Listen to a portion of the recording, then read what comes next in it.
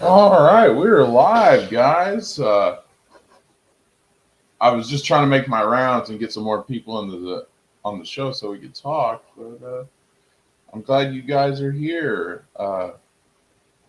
Hey, Jedi, great to see you. Geeks, awesome to have you here. Uh, hey, Geeks, how about you pester Nate and see if he can come on?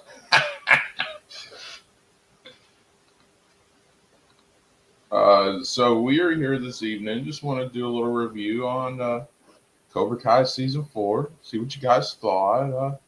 And just do a breakdown. Some episodes. Oh, we're gonna get in the cliffhanger. Uh, that ending. Oh my god, banger, guys! That was freaking awesome. Uh, Jedi, I also wanted to let you know that I'm going to be doing some Galaxy Heroes content next week.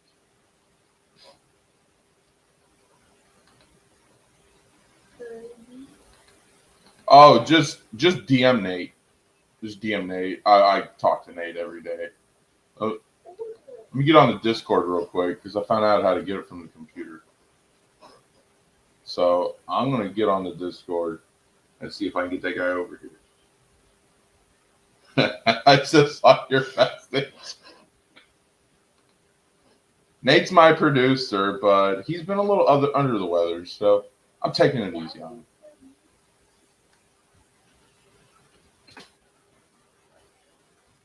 All right, I'm gonna tell him I'm live, so you can get over here. All right, yeah, doing something.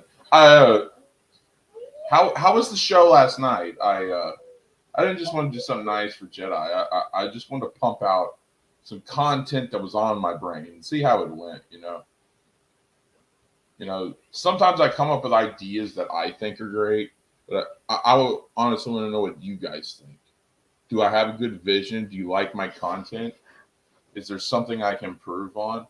I'm not perfect. I'm a human being just like anybody else. So if you guys got ideas to help make the show better or anything like that, I am all ears.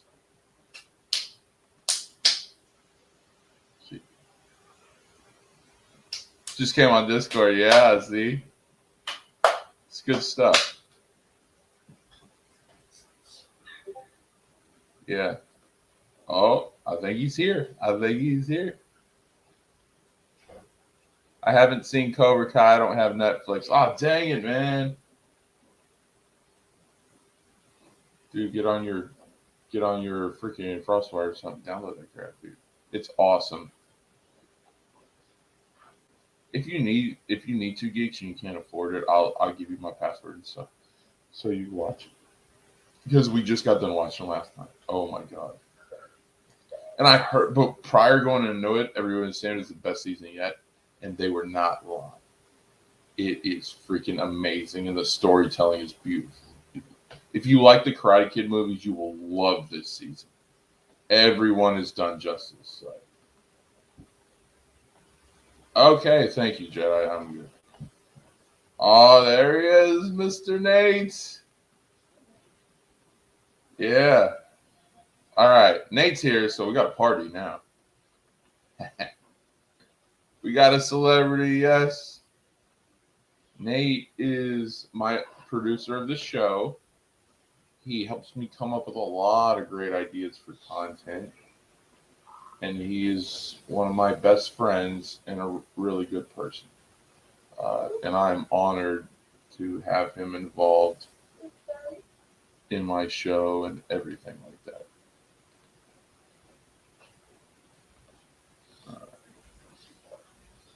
Everyone's been bugging me to watch all these shows.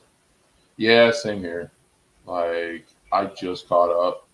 Like I missed Book of Boba when it first came out, and then like Max and everybody want me to do the review, and I want to do the review. It's just like I got a wife, I got kids, trying to take care of house, all that other stuff, and like trying to catch up on everything. I also played 3 mobile app games, uh, and then I'm trying to get this off the ground. So I was like behind the scenes, I was trying to prep this up. It's a lot of stuff that I got to do, and then catch up with all these shows. It's a little tough. That's why it took me. That's why it took me about a week to actually watch Cobra Kai and get caught up. And all that. Action scenes, yeah, like they didn't go too heavy. Like that was the thing about last season. Like I know Karate Kid's about karate and martial arts and stuff like that, but like there was good dialogue too in the movies. I mean, like I'm a sucker for a fight scene, but I don't have to see a fight scene in every freaking episode. Sometimes give me storyline, give me a little drama out there, and that'll be cool. And they did that this season, not every episode. Some like one of the episodes was you thinking they're going to get in a fight, and then they swerved you, and the way they swerved was so beautiful.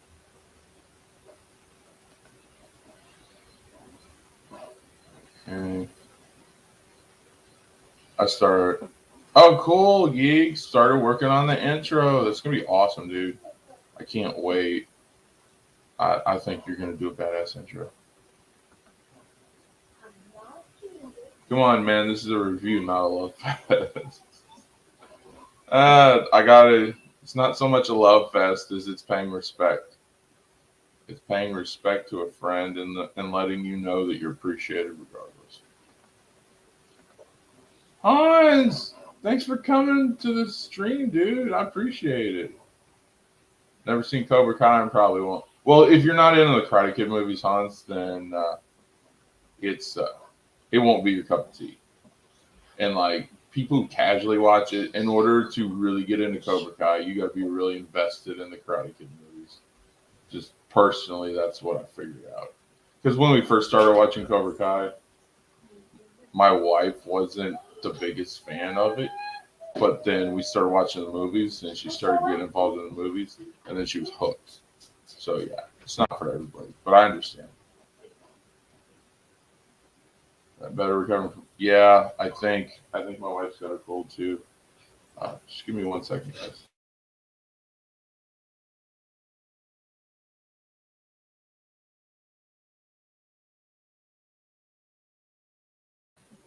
All right, I'm back. Yeah, I hope you feel better, buddy.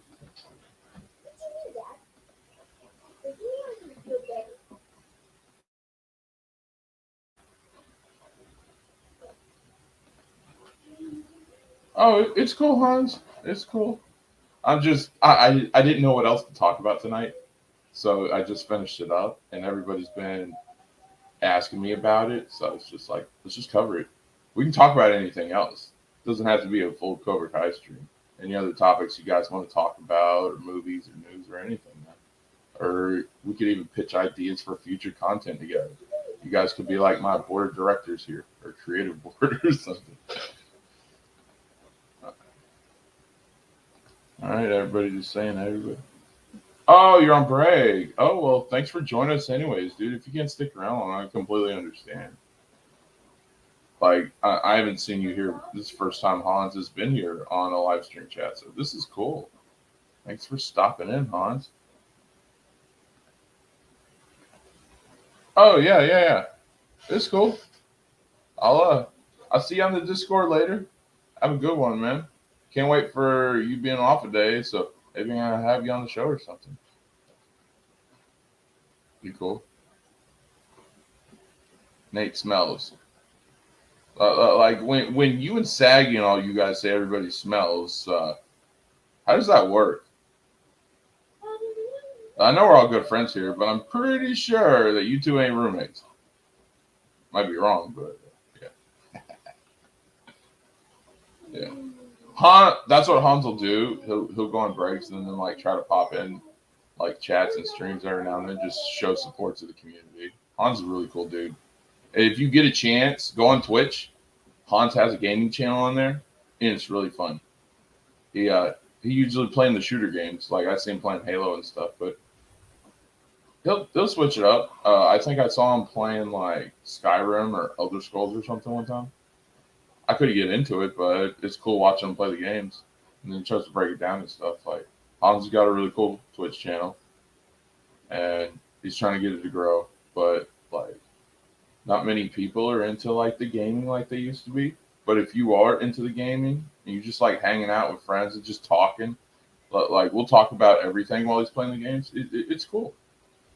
He's a good guy and he has great conversations. So yeah, definitely check him out. Give him a follow on Twitch and yeah.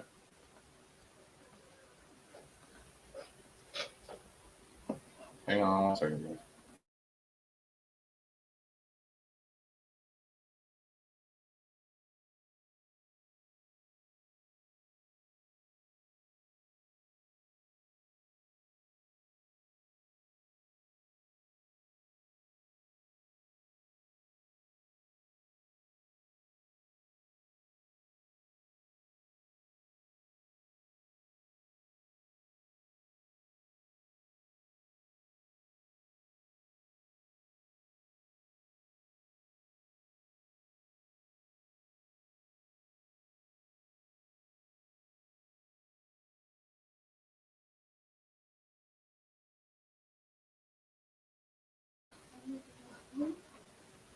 Y'all smell like awesomeness. Ha ha ha ha. Good one. Yeah. It means we like to bully each other. Friendly. I don't know, man. It sounds like you're going all G&G on that bully thing, buddy. Nah, we're cool. We like that. It's just a friendly joke. Only on Fortnite. We will be talking about bullying in this stream, guys. There's not each other. We're going to be talking about the show. You play Apex and Guardians of the Galaxy. Is that that's the new Guardians, right?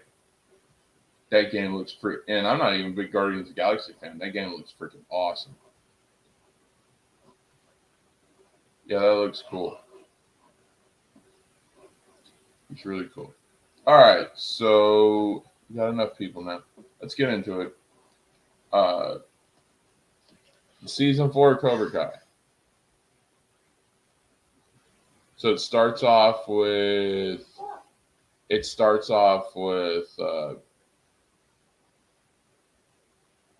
Daniel LaRusso and Johnny Lawrence realizing that they have to work together to overcome Cobra Kai. But then they start realizing how many differences that they have. And those differences and the pride and the ego get in the way of helping the students. They just can't do it. But then they look at how well the kids can. All the kids can get along and stuff like that. But it's the adults who have the big ego. And that's the part that's they can't get over. And like it's a contributing factor all season. Like the whole season, they're trying to get past this, and it's that rivalry. They're trying to get past the rivalry, and they just can't. And it's not until the very end where they're actually able to.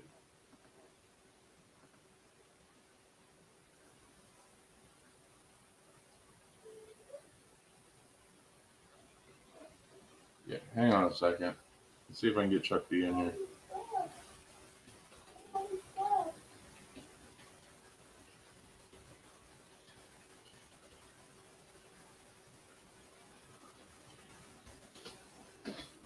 All right. Let's see. Yeah, there's 4 seasons. The 4th season's the one that just went up on Netflix. It just like a week ago or so. So yeah. Yep, there's gonna be a 5th. They did it right at the end, and we'll cover that here in a little bit. So no worries, geeks. Basically, they're getting ready for the tournament. Getting ready for the tournament. Daniel, he's always had a big ego. He's always had that pride, even in the movies.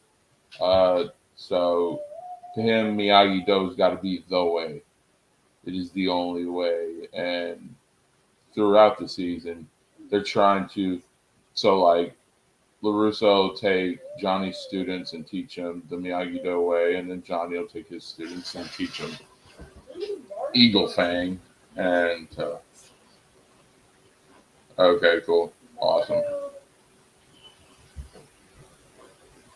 Let's see. But yeah, that's what Geeks does. I used to call him Link Master because he had a dude. That dude can find someone's link to their channel or something and bot quick. And of course, Geeks is friends with Hans and most of us in that community on Discord.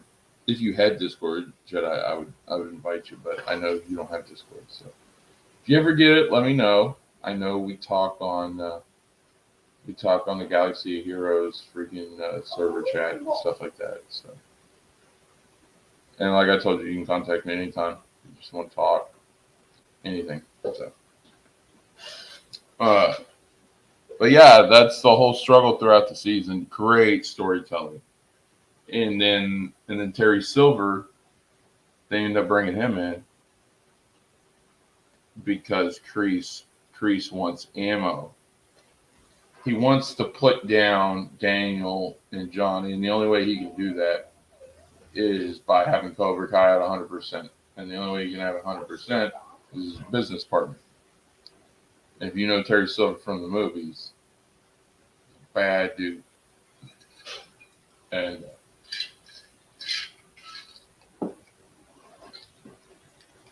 oh yeah, Terry Silver's awesome. He's my favorite bad guy out of any movie.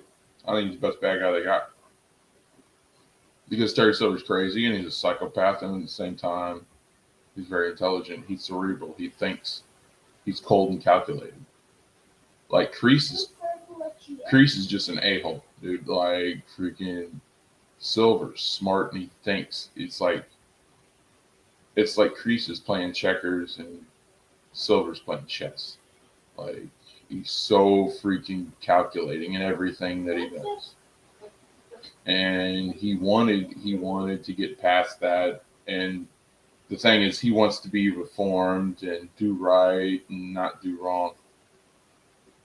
But the Cobra Kai way, that's just, they don't care. The strong will survive. If they bully and run over a bunch of kids to get it done, then that's their way. And then it's like over time, Terry Silver ends up submitting to that way, and then they do an episode where everyone has a weakness.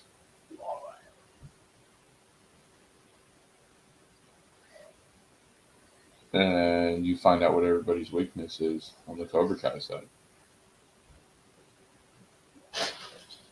And like, so Terry's acting like, basically Kreese tells Terry Silver to fall in line.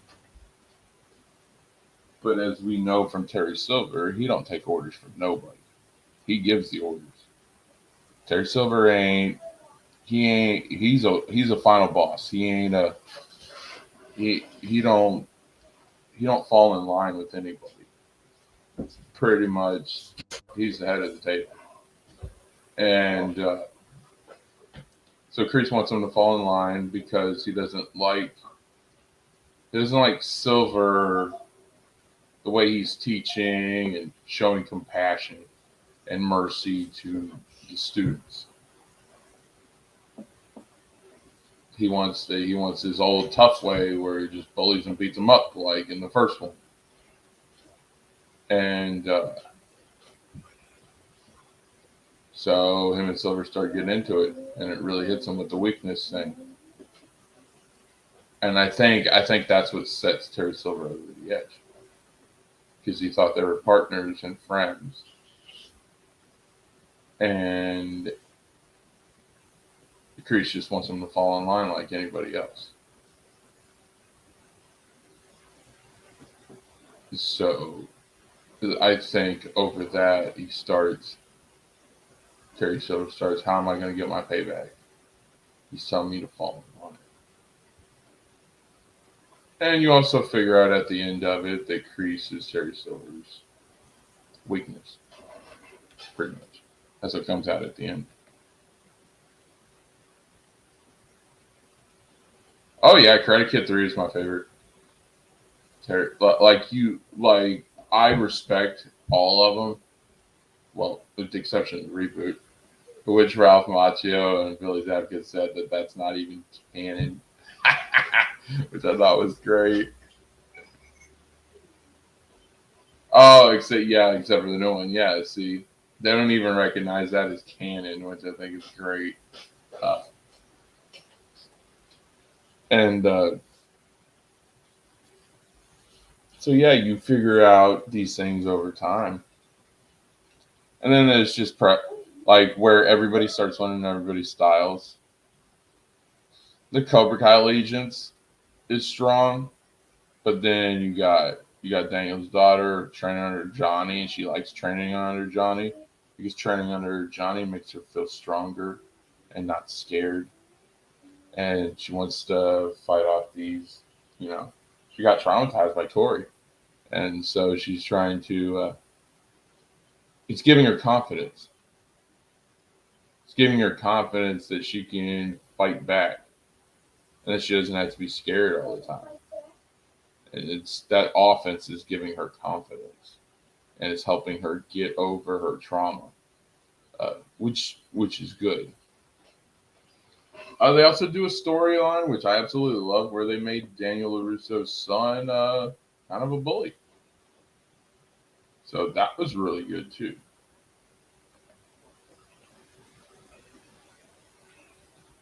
Oh, it was very disappointing, Jedi. We love the Karate Kid, and that's the thing. I think what Nate's trying to say.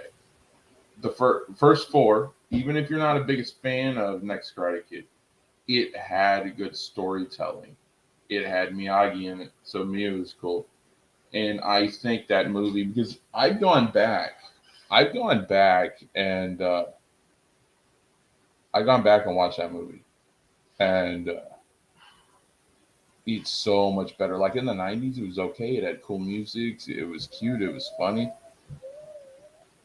Uh, but like going back, I think I watched it a year ago when we were doing season three because Rachel was trying to catch up, and I showed her all the movies. It's actually really freaking good. It has aged well, like especially with empowering women like we are nowadays. It does, and it's great. And it's not like identity politics that type. Julie's going through a lot, and if anyone here has gone through like losing a parent and finding your way, and like just like getting moved schools and feeling like you're a stranger on foreign land, like that, it cements that type.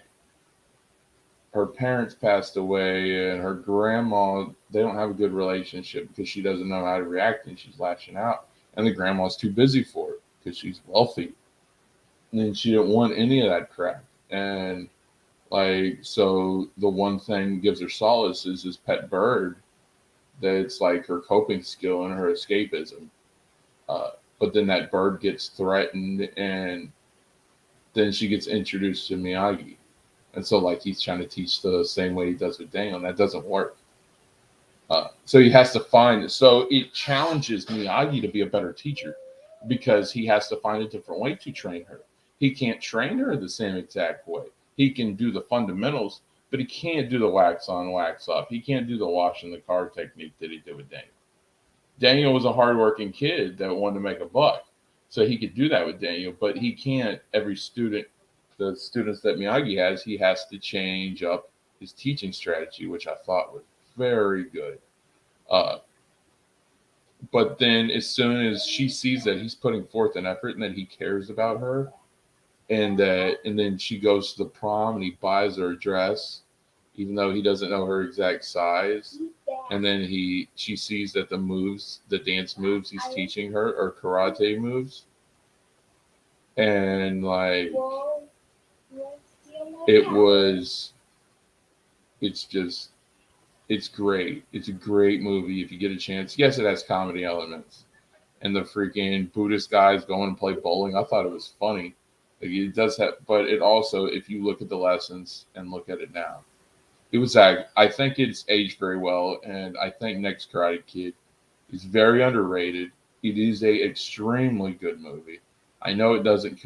The only thing that connects it is that it has Miyagi, but it doesn't lessen the Miyagi character. And freaking, it teaches the value of life and how to be good to everyone and standing up for friends and not being a jerk to someone. That's essentially what the Karate Kid movies are, and using self defense to do that, to overcome bullies or trials in your life.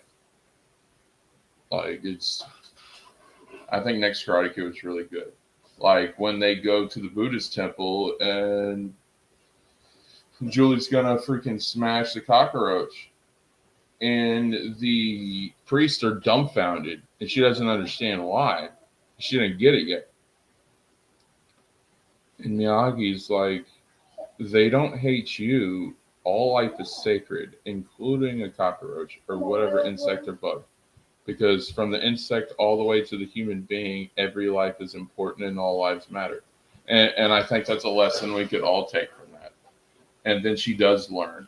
And the more she learns these little rules that she thinks are stupid or abhorrent, uh, the more intuitive she gets and more receptive she is with learning Miyagi's training.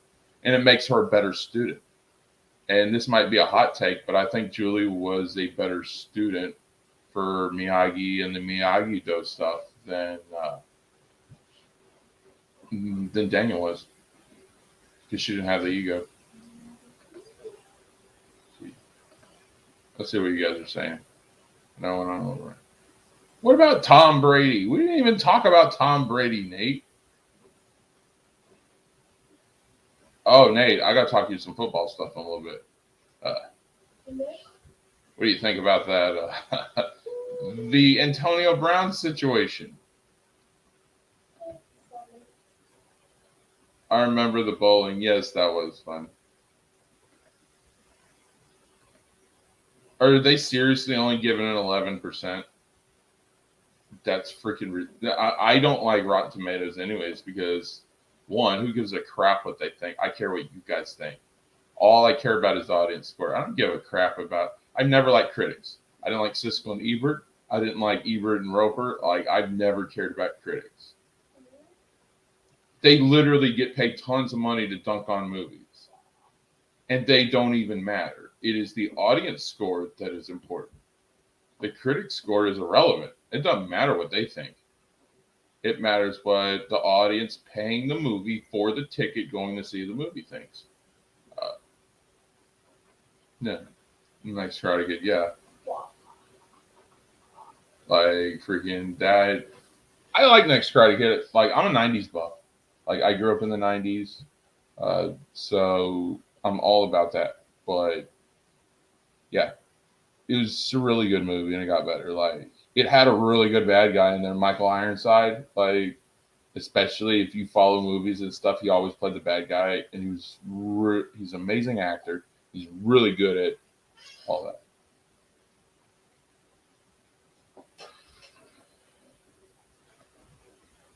I don't know, man. There's conflicting reports going on right now.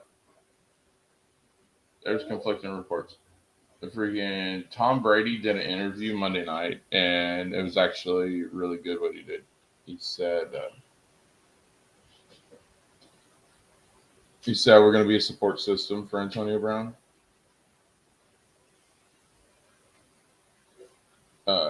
They're going to be a support system for him. Antonio Brown's dealing with some really bad mental health issues right now. Anyone can see that from a mile away. He's dealing with some stuff. It's tough.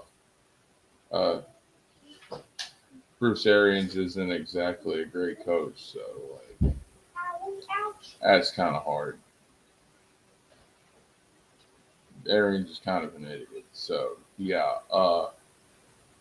But Tom Brady said on a podcast Monday night that there's still going to be there for him. There's still going to be a support system, regardless whether he's with the Bucs or not.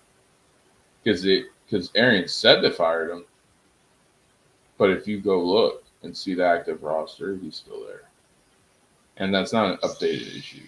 They didn't fire him. I don't think they're going to fire him. I think Tom's going to talk to him and keep him.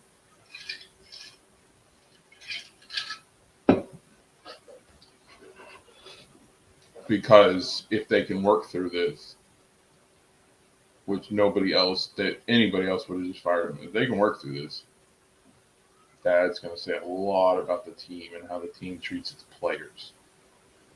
If they offer a support system and get him the mental health that he needs so he can get back to being a good player and being part of the team, that's going to be huge. Because anybody else would have just thrown Antonio Brown away after that stunt he pulled. So, yeah.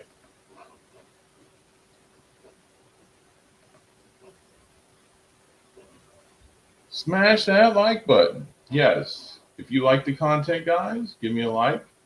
I'm not going to say go smash it, but I am trying to put out content that you guys like, that I like, that us together we like.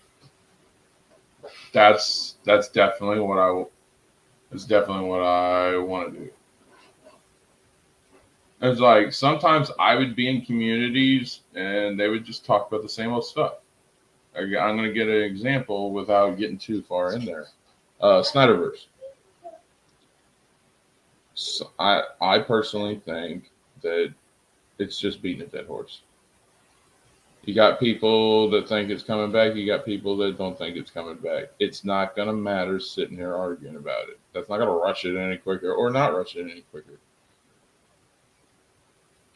People feel like their opinions aren't being valid. When certain people are just like, move on, I can understand it's dismissive of one's feelings. And like somebody wants something, you say, just move on. That can be insulting. And I get that. Yeah. So, but Nate says, Tom Brady, like I said.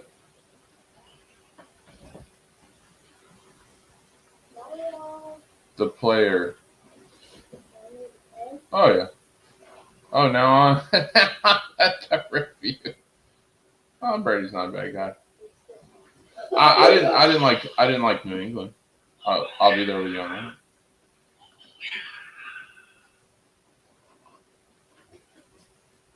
I triggered some people. And everybody gets triggered, man. Dude, I was in this wrestling community, right? And I said that I want Sting as the world heavyweight champion. And Sting is 63 years old, or he's about to be 63 years old. All right. 63-year-old man, and I said he should be the world champion. All the AEW fans went nuts. They're like, how? That would be burying the show. How can you do that to the other talent? Like, look at the show. Sting, at 63 years old, is more over than most of the wrestlers on your entire roster. Sting, a 63-year-old man can't be toppled by your best. Popularity-wise, you can talk wrestling ability all day, but as a popular character, the top two popular characters on the show are former WWE guys that are between their late 40s and their mid 60s. The top two most popular people on their show are CM Punk and Sting. That's a problem. And they don't even accept it. But yeah, the review. All right, so they're prepping for the tournament, getting ready, and then they get to the tournament. I'll fast forward a little bit because I'm trying to be here all day. And Cobra Kai ends up winning. The daughter, Daniel's daughter gets all embarrassed. She's like, I tried everything. It's like, it's not your fault. You did your best. And the fact that matters, Daniel didn't say it. Sometimes it's just not your day. Sometimes you can do all the training and everything, and it's just not in the end going to work. Sometimes it's just not going to pan out. Sometimes everybody has a bad day. And I thought that Tori should have had that moment anyway. This whole season, they're showing her real life and giving her sympathy as a character because she was a monster and scary as heck in the last season. So she's like the big bad. And they're really good with like how Sam Raimi does it, giving sympathy to the villain. They showed why she did what she did. And I think throughout the season it kind of made her into a little bit of an anti-hero, a little bit of a good guy. I was rooting for Tori. What do you guys think? Okay, Nate. I think Nate was saying facts about the wrestling thing. Oh, we ain't gonna get into Tom Brady, dude. We know. We didn't like him with New England. I didn't like him with New England either. I've always been a fan of his personally, and what he has done for my team, I will always be respectful and thankful for. But that's about it. Tom Brady had his issues, and freaking, I never liked New England, so he was one person. But what he's done for Tampa, I know he has a reputation with New England, but as far as Tampa, he's been a stand-up guy and a really good person. So that's the positive I take from it. All right.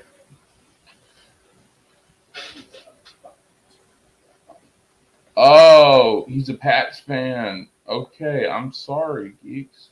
I didn't know, buddy. I'm not big on the Patriots. I didn't really care for Belichick. But I like a lot of their players. I like Julian Edelman. I liked Randy Moss when he played there. Uh, Gronk. Oh, yeah, you don't like Gronk. I remember you saying something like that. Oh, yeah, she's really good. She really, and she's really gorgeous. Like Brie Larson can't touch freaking the chick that plays uh, Tori. She's pretty. Oh yeah, great character. And then when Daniel's wife tries to finally make peace with her after being some egotistical, rich, you know what, like I thought that was good. And then we get a little backstory behind uh, I forget her name, but Mrs. LaRusso. Like we start getting her backstory and what's going on with her, and I thought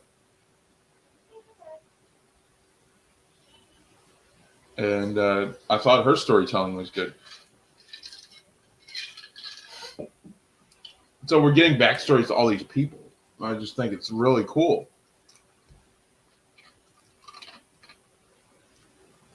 Basically, it's what you want to see out of a show or movie, and you don't get it from other people, but they're actually like they're Cobra Kai is really good at paying things off, and great storytelling. Like everyone could learn from this. Every studio, movie department, whether it's a wrestling show, anything that's got a storyline behind it, yeah. Oh yeah, Amanda. Okay, sorry.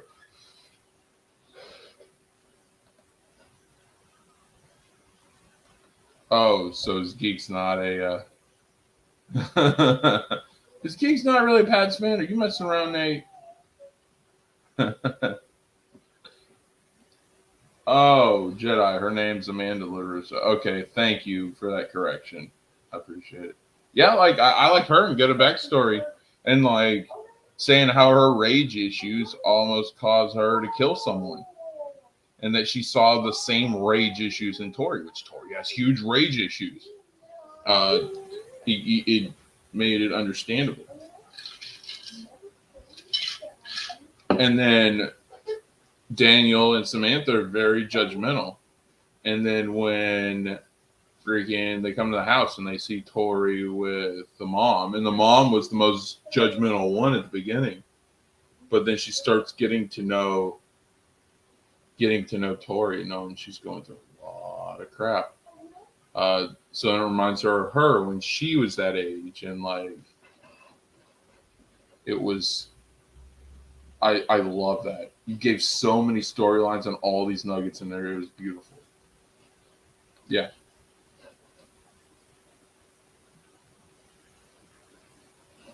Well, yeah. If she's married to Daniel, that it is her last name. Well, married last name. Uh,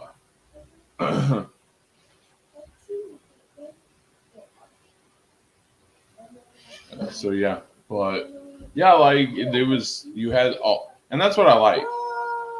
Give me a bunch of good storylines.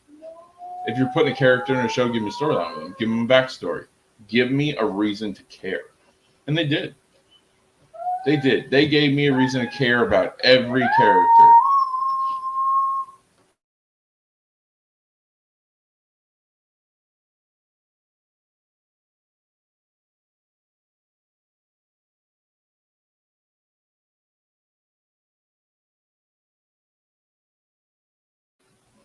All right, sorry about the guys in the back. True. Yeah. Oh yeah. Hey Tim. Good to see you, man. Just give me 1 second, guys.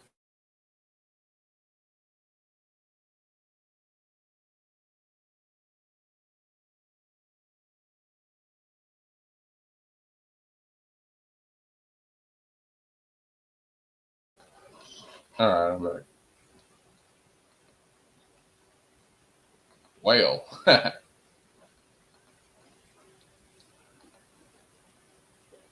Yeah. So that was really good. They did. And then after we get to the final and all that's building up the whole season. Oh yeah. Then you pretty much they start telling a story that Daniel's son is a bully, which you would have seen, but like you see it building up throughout the seasons. He's a chubby kid and he's got an attitude because he's been raised in this rich lifestyle, and so they don't appreciate things because they never had to work for anything. Then he gets taller, he gets a growth spurt, he starts losing weight. And then I totally saw this coming because he's the anti-Dank. His son is the entire opposite. Daniel wanted to get out there, hard work, friends, stuff like that. So the way they built up his kid, it's going to be the complete opposite. He's going to be very lazy. He's going to feel entitled. He's not going to work hard for anything. And yeah. And so Daniel was supposed to be the kid that got bullied. His son's going to be the kid that does the bullying. And it's like even when he's technically the bully, it's not like he's conflicted. It's like the other kids are peer pressuring him into bullying, and he wants to look cool in front of his friends. So yeah,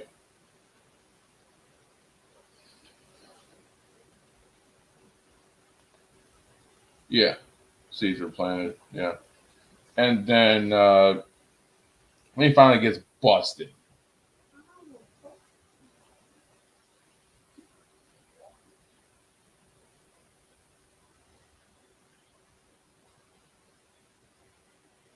Finally gets busted.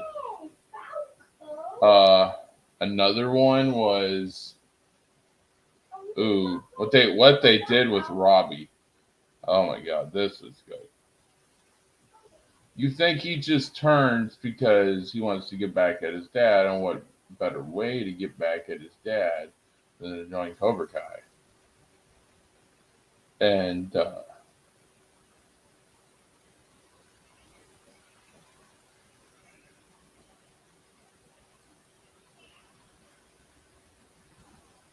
what way to join Cobra? How to get back? That's not it. Turns out he's using Cobra Kai because he's fueling his rage and anger. and that's helping him control it. He thinks, but it's not. And like he starts trying to teach him the Miyagi way, and then mix in the Cobra Kai way. That way, they know both sides, and that's the narrative for the whole season. Both offense and defense overall will make you a better fighter, and it will. But at the end of the day, you don't want to start just attacking people for no reason because you don't like them. Like that's the whole point. Uh,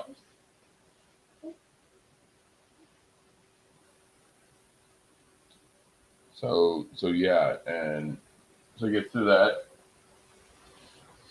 and things are going good. But then Kreese got that ego. It's always got to be he's the dominant one, and everybody else falls in line. That's the way it is in the military. So yeah, I thought that was really good, and at the he starts mentoring this kid because he sees that this kid's getting bullied real bad. He sees that this kid's getting bullied real bad, so he tries to protect him. And then and then over time, because of the influence of Cobra Kai and I've always said this, Cobra Kai is the worst place to put somebody who's getting bullied. Because Cobra Kai creates bullies. So it's going to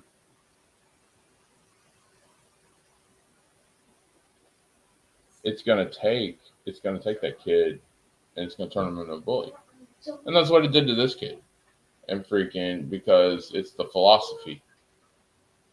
It's not what you can be taught to defend yourself.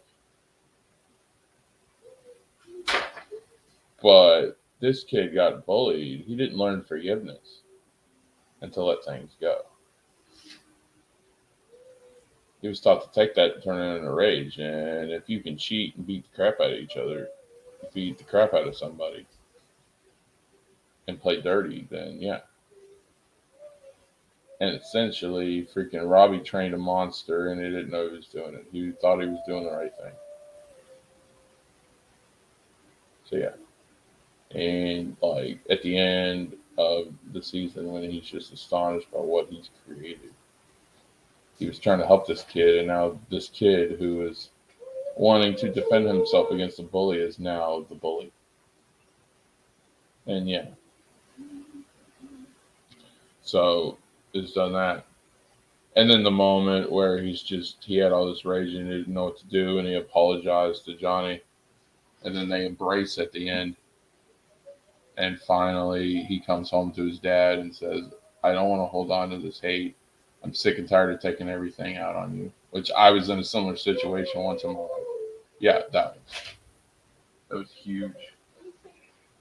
So, yeah. What do you guys think about it? What do you guys think about what they did with Robbie and the stuff with him and Johnny? And did you like it? Did you not like it? What do you guys think?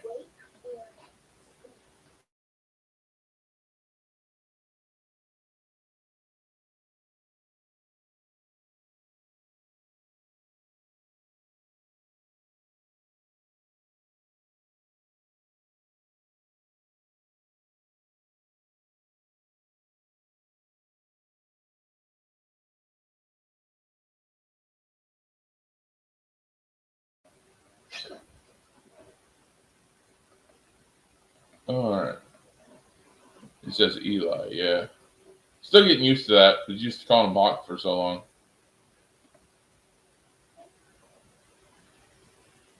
Love seeing Terry Silver. Yeah, same here. All right, so we're going to talk about this. Terry Silver. So Kreese realizes that Johnny and Danny are teaming up. So he wants Cobra Kai to be complete. We all know that John Kreese and Terry Silver started Cobra Kai. So we're getting teases that, okay, he's going to have to go for Terry Silver. And we're getting Terry Silver. And as we know in Cobra Kai, he don't just when they bring people in, they bring the OGs back in. which is, I think, a good way to do it. If you're going for the nostalgia, you don't want to recast the nostalgia pop. Then it just goes to crap. If you're gonna go for nostalgia pop, you got to bring the original person. And and they got Thomas Ian Griffin in there, and that was awesome. And at first, he's reformed, he's successful, but he's kind of bowing down to his wife and doing whatever, and he's just bored. And then here comes Crease, and it's like, oh no, I turned my life around, things are better. I'm not the guy that I once was, and all that. And then Crease is like, no, you're still the same person. It's just buried. And then over time, he keeps digging and digging and bringing back Terry Silver. And like I called it. I was like, you can't just bring Terry back in one episode. You got to build it up over like 2 or 3, and in 3 episodes, they built it up and built it up, and it was freaking beautiful. Because you don't want to. I know we're in an age of instant gratification, and Nate wants things and he wants them now.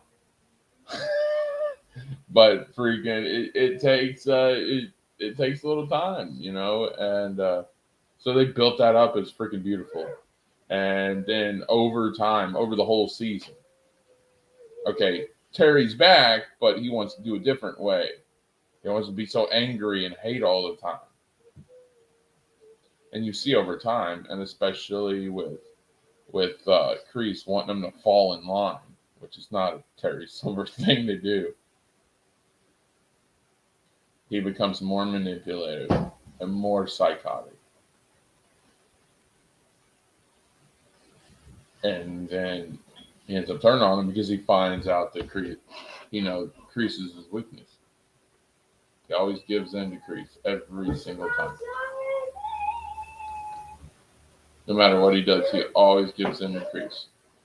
And he's sick of it, especially someone telling him to fall in line. I did not like the fact that they tried to make Terry Silver play second fiddle to John Kreese. If anything, Terry Silver is above John Kreese. That's the way they presented it in the movie, Karate Kid 3. That's why I thought it should have been here. So when Kreese basically told him to fall in line, he's like, he acted like it, but I'm like, that's not it. He's got something going on. So yeah.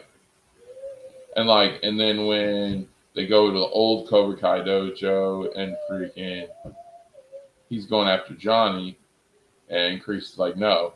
He's like, I found your weakness. And so you knew what his weakness was. And they've been planting seeds since the end of season 1. And we all think that, and the seed is that it's a possibility that Kreese could be Johnny's biological father. That's the seeds that they've been planting. There's always that possibility because he's not looking for it and all that. He's not looking for it, but he's not looking for who his father is, but pretty much.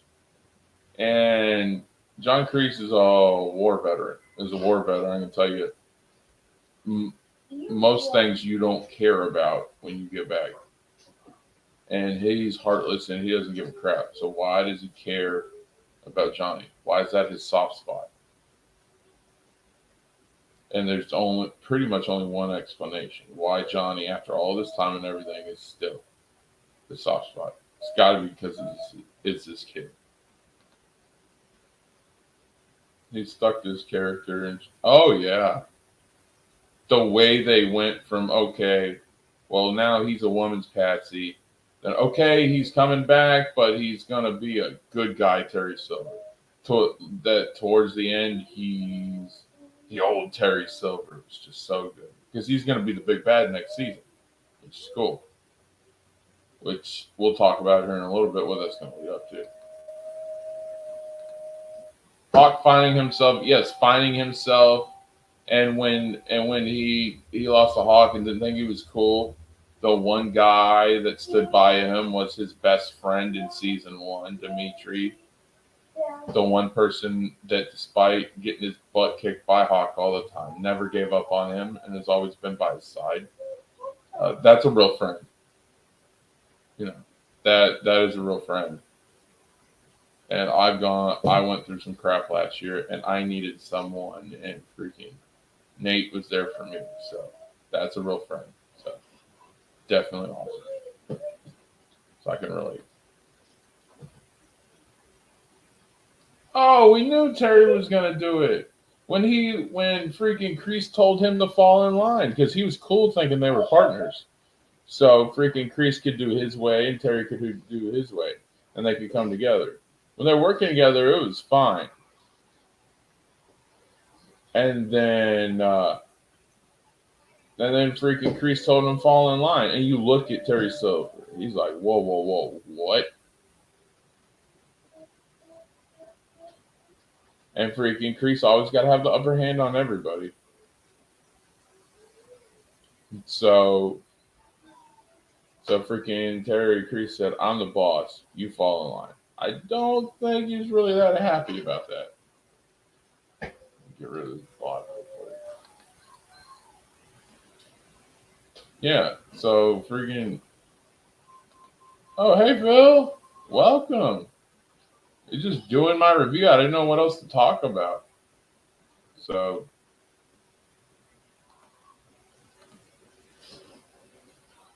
Maybe they bring. Maybe that. Oh, they will bring in Mike Barnes. There's not a maybe. There's not a maybe, Jedi. They will bring in Mike Barnes. It's probably gonna be next season too, and we'll talk about that here in a few minutes. Hail Phyllis Suss. I like how he calls Phil Phyllis. It's freaking great.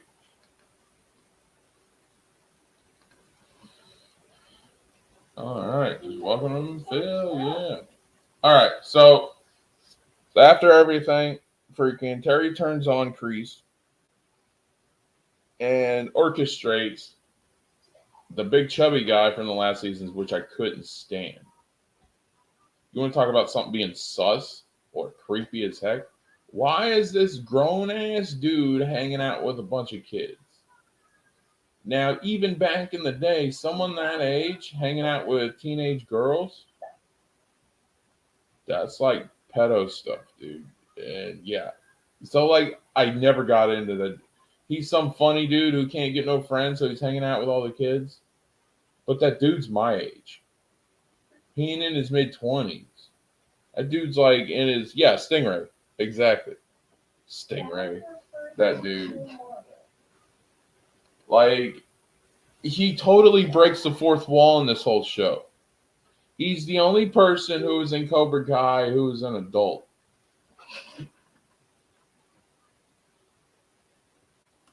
Let's see. Said what? Oh, Stingray is not the best character. That's not, like, I can put up with the goofy stuff. But like when they say you're a joke, you're a joke, you're an embarrassment, don't be here. And then when freaking and then when he just doesn't get it, that's like I did like the part where he kicked the crap out of that annoying freaking neighbor dude. That was funny. He's just the lonely guy. Well, yes, I can understand that, Jedi. But you got to look at the other point of view. Imagine if you're a parent and you have two daughters, and this dude, middle aged, is hanging out with your underage daughters, giving them alcohol and stuff. How would that look? I'm just saying, look at both points of view. But yeah, he is funny. The lonely guy that wants a friend. So I do get that view, but I'm saying look at both. Hang on a second, guys.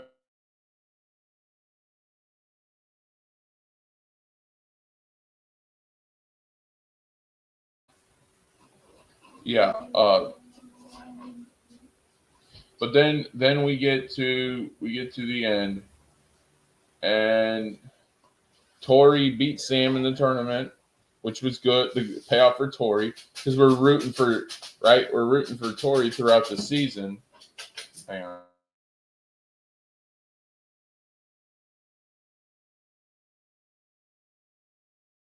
And so like they got us rooting for Tori most of the season, and then she finally gets the win because I'm like, she wanted it. She's got to get this win. So I'm rooting for Tori, which I didn't think I would, but I'm rooting for Tori because like they're building it up so far and how she's come, and so like in a way she's kind of like a good guy, and you want to see her win because what is it to Sam? Okay, they beat Cobra Kai forever. Cobra Kai goes away. Big whoopity doo. But freaking so but Tori is like she's like I want to be good at something, and if I win this championship it means I was successful at least one thing. And of course she has more than that going for her, like, but that's what I feel like she had more to gain than Sam did. Her heart was she had more passion, more to achieve. It was just a win for Sam and her training and all that. But for Tori, it was everything. I think Tori was hungrier. Uh, so yeah, so Tori won the tournament for the women's side, and that was great. Like that was good because they're slowly turning Tori into the good guy, and they kind of been turning Sam into a pompous brat. So yeah, he's sad and he wants to feel like he's wanted and that he's part of something. There's the empathy. There's the problem, and he just doesn't know how to do it. So, dude, stupid. Okay, like, yeah. When you put it like that, Jedi, I totally get it. Uh, when you put it like that, Jedi, I totally get it. And yeah, I understand the character. I'm just saying, at a certain point of view, people might not like it. And him and his motivations and everything, I like that. It's just if you were to hit him in the forehead with a brick, he wouldn't get it. It's the comprehension thing. Is all that gets me. But I understand. Oh yeah. But like, what's he doing in the middle of a high school? This dude is a grown man. Like, what's he doing in a high school when they had the big fight at the end of season two? Yeah. Hey Chuck, welcome. We're just talking some Cobra Kai and stuff like that.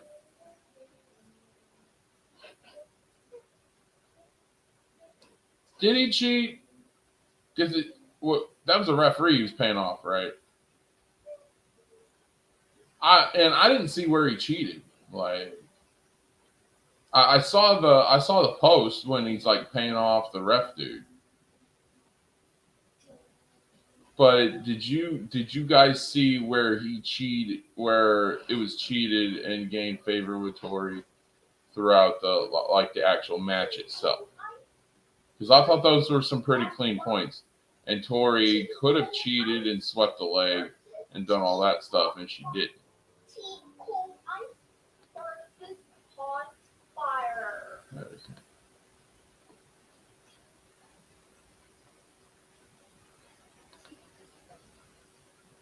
Distract yourself from work.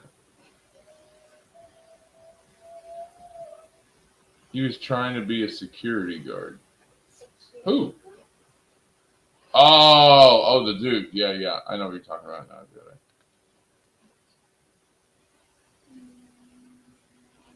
But how? Okay, he paid off the ref. How did they? Which side? Was it the men's side? Because like I looked at it, I know the scene you're talking about. I know the scene you're talking about. It had to be another one because like the Tory fights, I don't think she cheated. Looked like she freaking won straight up. If there's something that I'm missing, let me know, Phil. There was an obvious point that everyone saw that he had, and he said, no point. Oh, okay. All right, Jedi. Thank you. Dang, dude. Oh, was it the one where like it was out and it should have been in, and then they didn't count it? Because that might have been it too. Oh yeah, we know he paid the ref off. He's backstage. Check. Yeah. Oh dang it, man. I'm sorry. I understand. I've had a couple of shepherds. I love German shepherds, by the way, and it's always disheartening when you don't let them go, or whether they pass away. It sucks, man. Definitely keep you in my prayers, Chuck. Yeah. The out of bounds when it was in, but it was like barely.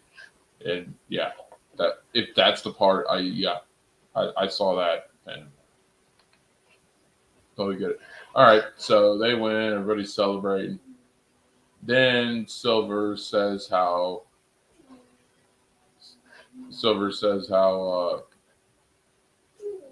Kreese is his weakness, and then you see the turn, which we knew was coming.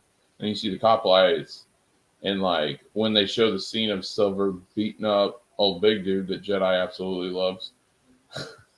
uh, you see, well, you're my weakness, and I'm shedding my weakness. I'll take care of the dojo while you're in jail. See ya. Which she like made it sound like a temporary thing, but I think it's going to be a little more permanent. So that's one way to get rid of Kreese. Then I think in next season, because what we're about to talk about, I think I think Silver's gonna end up needing a reason to call Mike Barnes. I think in season 5 that they are going to completely tie all the Karate Kid 3 stuff.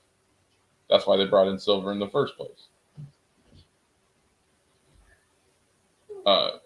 Then we get to the final scene where Daniel's at Miyagi's gravestone and says,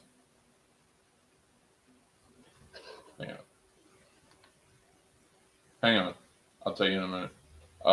So we get to the final scene where Daniel's at Miyagi's gravestone. He's like, I tried to do defensive only. I tried to do your teachings. It's not working. And I'm scared and I fear for these kids. I don't know what to do. Cobra Kai is getting stronger and stronger, and I'm not sure what to do. So, and then he says, for this one, Mr. Miyagi, I'm going to have to go on offense. And he says, and then I need your help. And I was like, well, Miyagi's dead. How are you going to get his help? And then he looks over to his left, or his right. And he says, I need your help. And then you can't see who it is. And then they zoom out, and it's Chosen. In America, never seen the Chosen character in America. If you know the guy who plays Chosen, you know he was also the dad in Johnny Tsunami, which is really cool. But and he says, I need your help. And Chosen looks at him, and he just starts nodding his head and smiling. And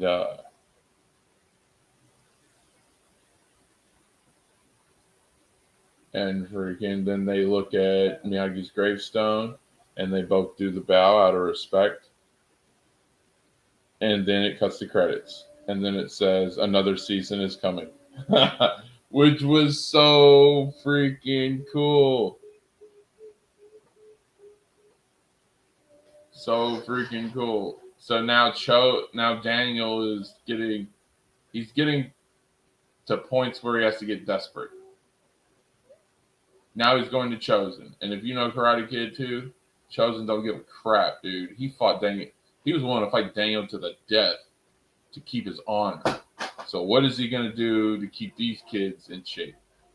Like, and that's where we're going. It's freaking beautiful. So Kreese is going to join Good Guys now. Will Johnny bail him out? Oh, there will be more people coming into Cobra Kai from the movies. There will be a whole lot more people coming into Cobra Kai. I think Mike Barnes is going to be next season because Chosen is so... Chosen's a brute. He's the old Japanese way in the original Miyagi teachings, and he's from that Miyagi family and that lineage. Miyagi and what's his name? Why can I not remember this? It hasn't been that long. Sato. Yeah, Miyagi and Sato. Chosen is Sato's nephew, and so they come from that long line of Miyagi lineage and training. And Chosen's a brute, and you don't care. So Daniel having and they've done redemption arcs with Chosen. So he is reformed, but he's one tough cookie. Let's just say that. So him going to Chosen for help and bringing Chosen into like the U.S. and stuff like that is going to be really cool. Not a problem. Not a problem. That's what we're here for. We're all friends here. I don't know if you're being serious or if this is a bot. So.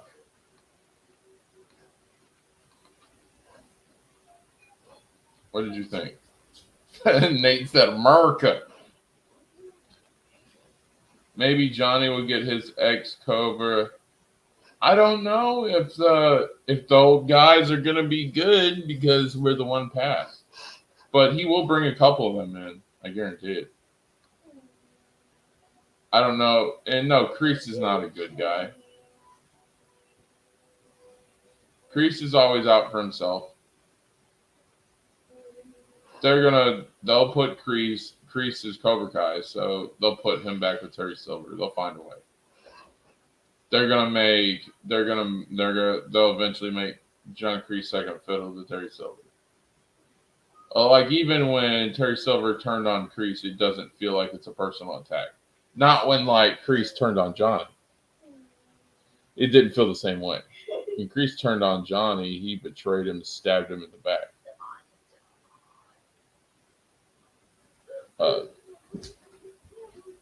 Freaking, it's a freaking power play. Is all it is. It's like two rich people arguing over a freaking statue or something. That's better.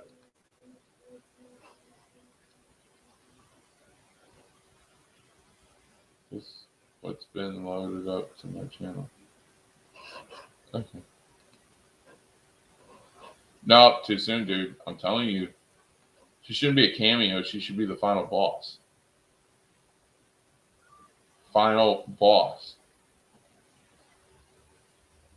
You guys are underestimating the value of Julie Pierce.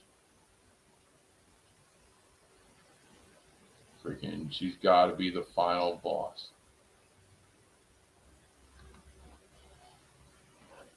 I don't know what it is, but I don't know that.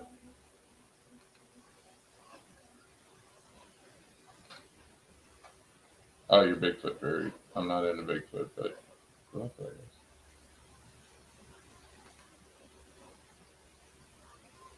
Yeah, he'll probably bring in Barnes, but Barnes ain't gonna touch Julie Pierce. I'll tell you that.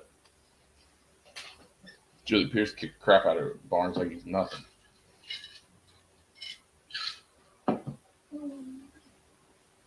Yeah, Barnes doesn't touch Julie Pierce.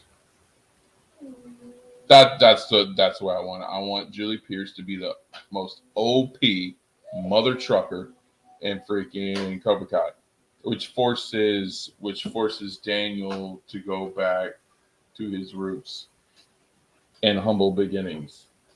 and he needs to step away from the rich guy bravado and all that.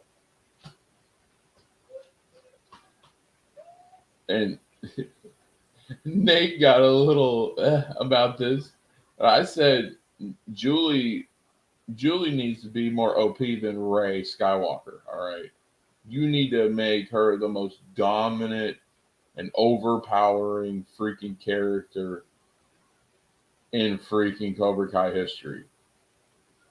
Just that it knocks that freaking ego from freaking Daniel LaRusso, and he is forced to be the kid again. That's receptive. And only through that will he find out how to overcome Julie.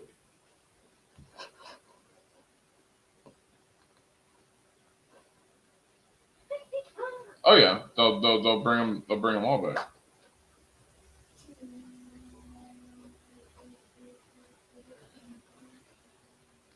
Why? Because if Julie's been through the same training, Julie was the better student. The freaking Daniel had the ego, and he was all about himself, and he had that pompous New York mentality. Well, I shouldn't say New York, Northerner. Okay, you can spin that in anyway. But he's got that ego, and he thinks he's better, and he thinks his way's the only way, and he's always been like that. He's always thought that he was better than everyone else. And, well, it's not his fault, it's the way his mother raised him, because look how she is.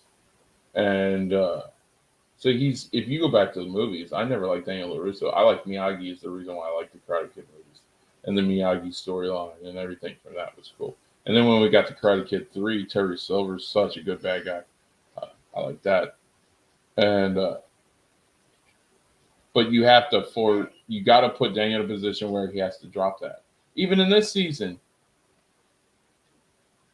he's supposed to be working with Johnny. He says, I'm trying to work with Johnny, which he wasn't. If you're trying to work, then you just drop it.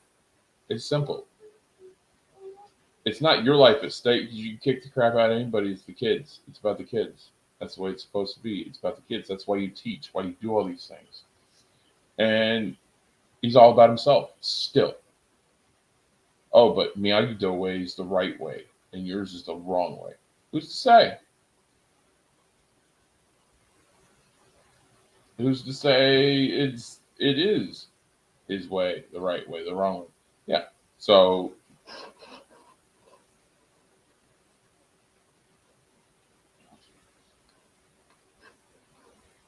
yeah, Daniel he still has that ego after everything. Nothing. It's like okay, he believes in embracing both sides for his daughter at the end. Okay, and then he believes in going on the offense, but he still hasn't dropped the ego.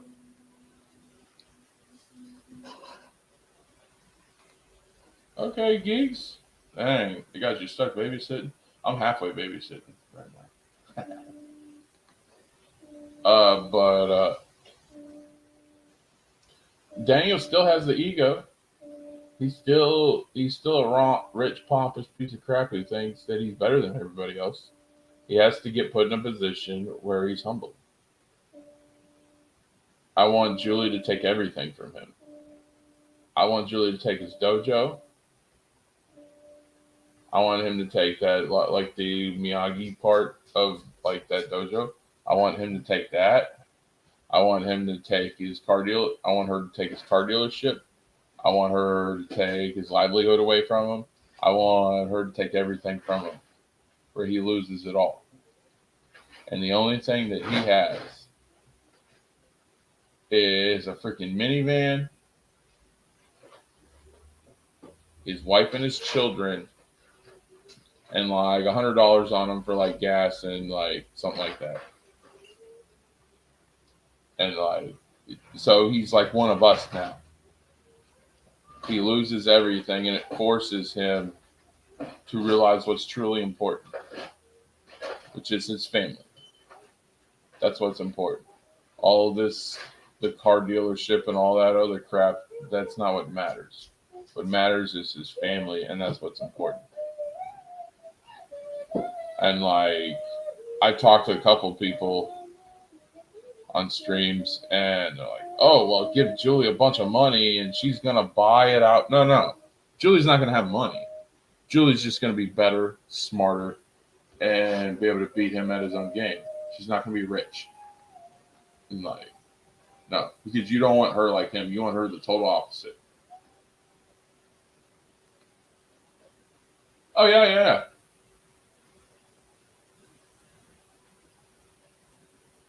Kenny, is that the little dude? Yeah, I was never a fan of freaking Daniel. Like he had that mentality that rubbed me the wrong way. It's like how you gonna be the good guy, but yet you think you're better than everybody else, and all that crap. And then freaking like Johnny and Allie would get into it, and then he would just try to insert himself. Like that's the thing with that northern mentality. They're so aggressive and so in your face and confrontational and forcing you into things. So yeah, like but what were your guys' thoughts on the finale? What did you think about that cliffhanger? I thought it was great. Great season. Loved it. Uh, yeah.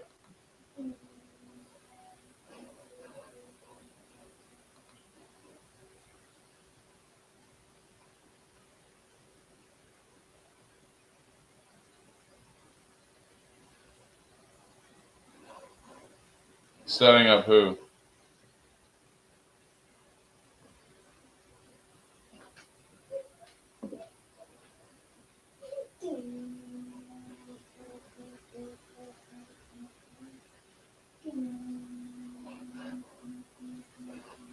He set up Crease because he saw Crease's weak spot.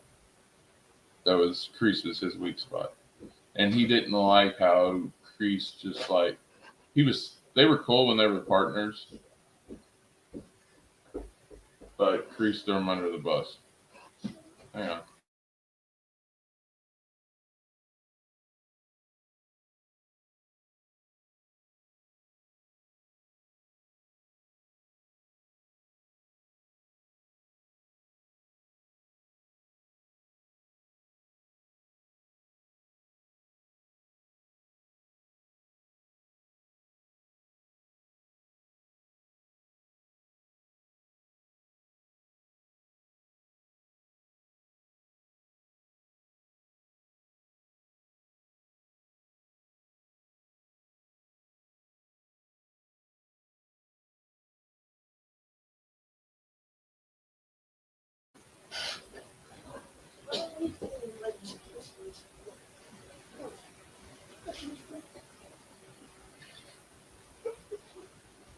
Karate Carmen. You think you're wait. Who is Carmen?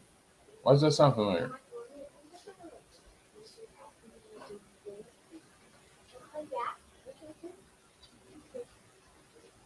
Oh, the little kid. Yeah, he turned into a monster. We talked about that earlier. It was like Robbie created a monster and he didn't know what he had on his hands. Oh yeah, the freaking chosen reveal at the end. Oh my god, I had goosebumps. I was screaming like a freaking high school girl. That was so cool. That was yeah, him having to go to chosen. It's gonna be good.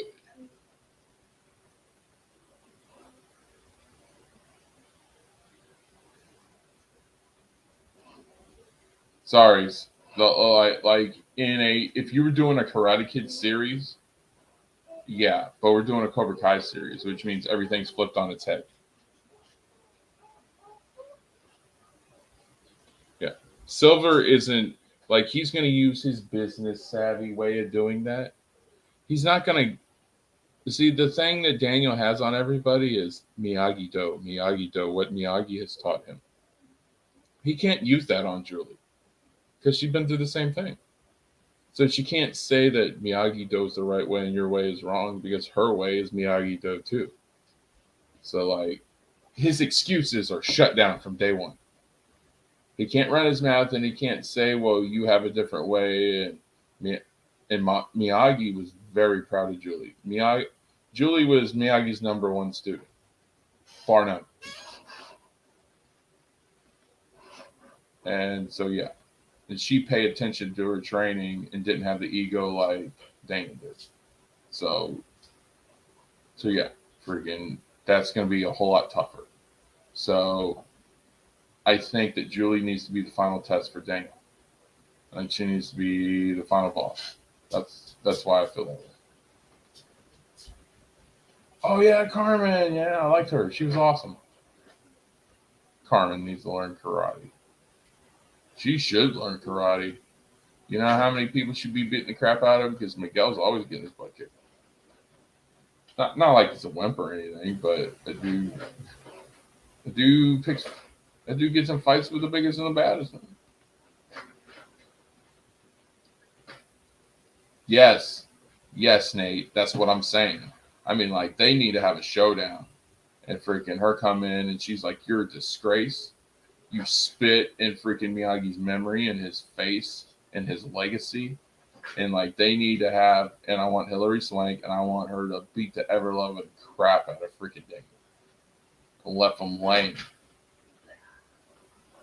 But like when they beat up Miguel and he had the brace and everything, and he had all the screws in him. I want Julia to beat that. I want her to go super OP on freaking Daniel. And like at first, Daniel can't even face Julie because he's scared, and he has to overcome that fear. And then he has to overcome the fear to face her, and then he has to even overcome more fear in order to beat her. Remember in Karate Kid 3 when freaking he can't beat Barnes, and then Miyagi pulls him aside, and then freaking he lashes out on Miyagi, and Daniel's like, "But I'm scared," and he's like, "You win or lose, no matter. You never give in to fear." And like to do that callback and to be like he has to get over his fear, and only someone like a Chosen, you could have like Chosen or someone from that Miyagi era repeat that line. No, you can give in, win or lose, never give in to fear. To do that callback, or even like do the flashback of Miyagi saying it, it's gonna be freaking epic. Like, yeah. And only because Daniel's never really been scared of anything. He worries some for his family and stuff, but he's never been scared for his own life since starting the show. He's never been scared. He's been surprised. He's been shocked, especially when Silver came in, but he's never been scared. I think Julie could be the one to do it. Because Daniel's got this ego and he thinks he's on top of the world. So what's going to scare him? Think Mark Barnes is going to scare him? Nah. Kick crap out of him. Watch. They bring Mike Barnes in. He ain't going to be scared. Terry Silver scare him? Nah. I think Julie would be the one that scare him. Because she'll almost kill him. So yeah. Exactly. Release the Carmen cut. Jedi, I love you, man. You're freaking awesome. I swear, you guys with this commentary in these chats make my freaking day. Like, I absolutely love this. I love talking with you guys. We're going about an hour and a half. Any final thoughts? I'm gonna have to wrap it up. My wife came home sick today, so I'm gonna have to get her taken care of, which I love doing. I love my wife with all my heart, but I'm going to have to end it here in a few. So any final thoughts or anything from you guys on the show and what we have to look forward to next?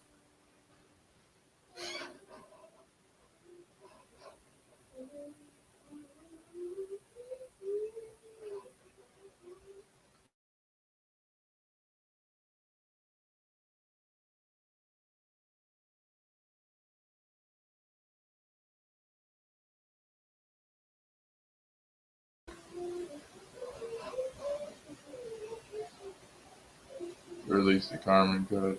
I like that. All right, guys. Okay, here we go. If Julie beat Daniel, that would go ever against. I don't see that. How would it? If Julie beat Daniel, that would go against everything Miyagi taught. What do you mean? Julie beat Daniel. They're both Miyagi, and Julie thinks that Daniel's a disgrace. Because it kind of is when you look at the grand scheme of things.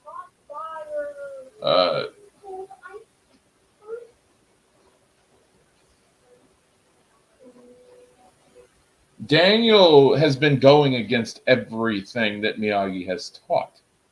If you look at it, it's the whole reason why his son's a bully. You think Miyagi would be proud that his son's a bully? No. It's freaking everything that Daniel has forsaken the Miyagi teachings because of his ego. And he has done that for years. He says that Miyagi-Do, but then everything he does through his actions is complete opposite.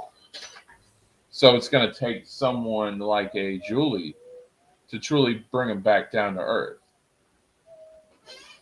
So yeah, I don't think it goes against it. It will help enforce it.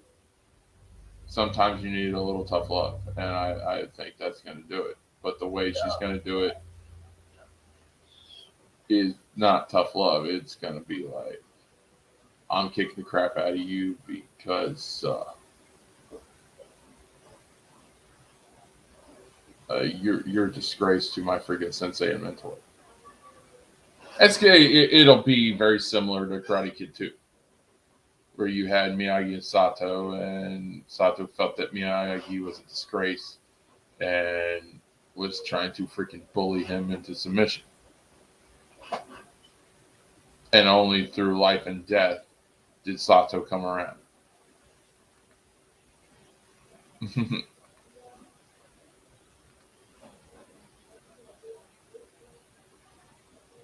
Pretty much, Nate. You hitting the nail on the head right there. That's pretty much how it is.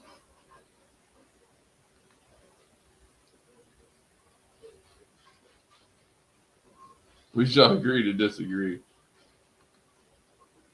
I'm just saying, Daniel is not doing the Miyagi like when he teaches the karate for the beginners, yeah.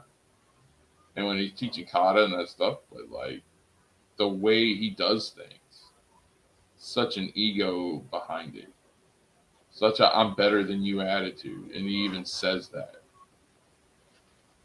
He says Miyagi-Do is the right way. What you're doing is the wrong way. Say it's wrong.